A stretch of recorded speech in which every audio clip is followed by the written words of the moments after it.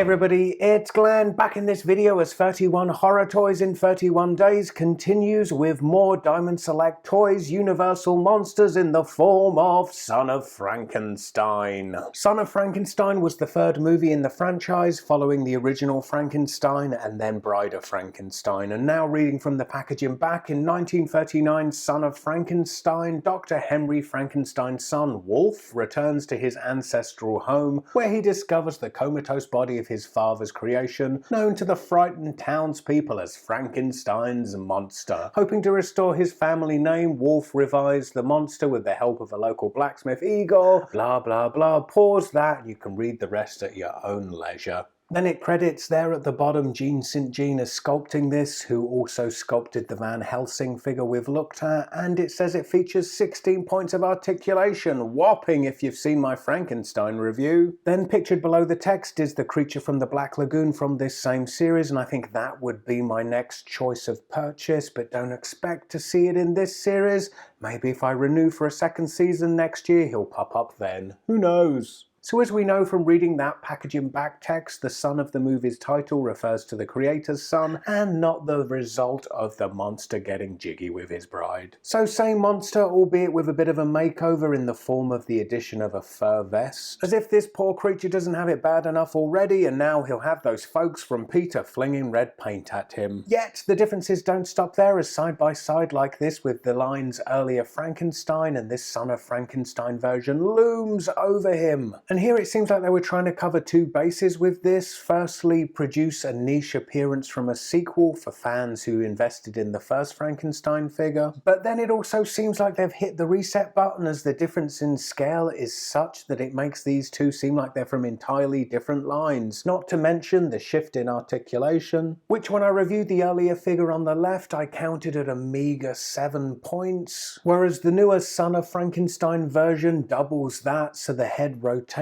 side to side, it's able to look up and down, and interestingly you can even pivot the head side to side, completing a quizzical pose which suits the character. And at the shoulder his arm rotates and it also moves up to a right angle, and then there's upper arm rotation followed by rotation again at the elbow, and the elbow is also hinged, bringing the lower arm to a right angle to the upper arm. There's rotation again at the bottom of his sleeve there, and then at the wrist it's hinged, moving the hand down and up. Then his furry vest is hiding the waist rotation, but it is there, and then at the hips his legs move out to the side, a bit inhibited by the length of the fur vest, as they are also moving forward. And then they move the tiniest bit back, there's upper leg rotation, followed by a single jointed knee. Then at the ankle the foot is hinged, moving back and forth, and then it has an ankle rocker pivot. Who knew? Well, to answer my own question, probably the eagle-eyed among you who noticed from the top of the video that his foot in packaging looked like it had been victim of Annie Wilkes' sledgehammer. And here he is standing at his widest stance possible, still with both feet flat on the floor. Unfortunately, the length of that fur vest does inhibit the hip articulation, preventing him from taking full advantage of the ankle pivot. But it still leaps and bounds above the previous version that I reviewed, and when I did review that, people were critical about my comments on its lack of articulation, saying, "Glenn, for Pete's sake, how much articulation do you need it to have?"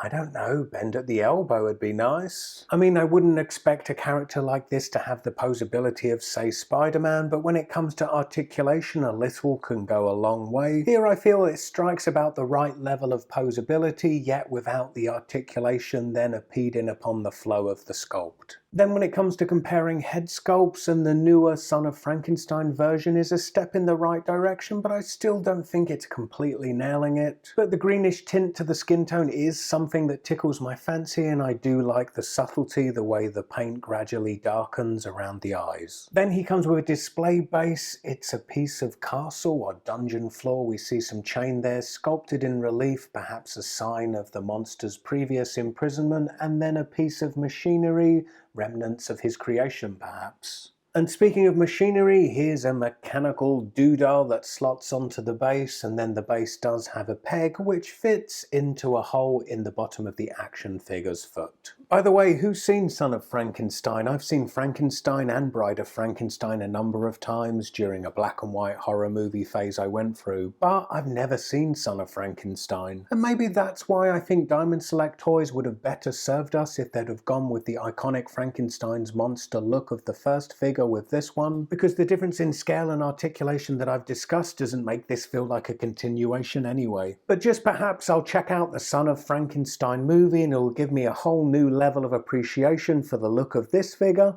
and furry vests. Anyway, for a closer look at the earlier Frankenstein's monster, then click the video on the left, and for more from the line in the form of Van Helsing, click the video on the right. Stay tuned for more to come from 31 Horror Toys in 31 Days. I hope to see you next time. Bye.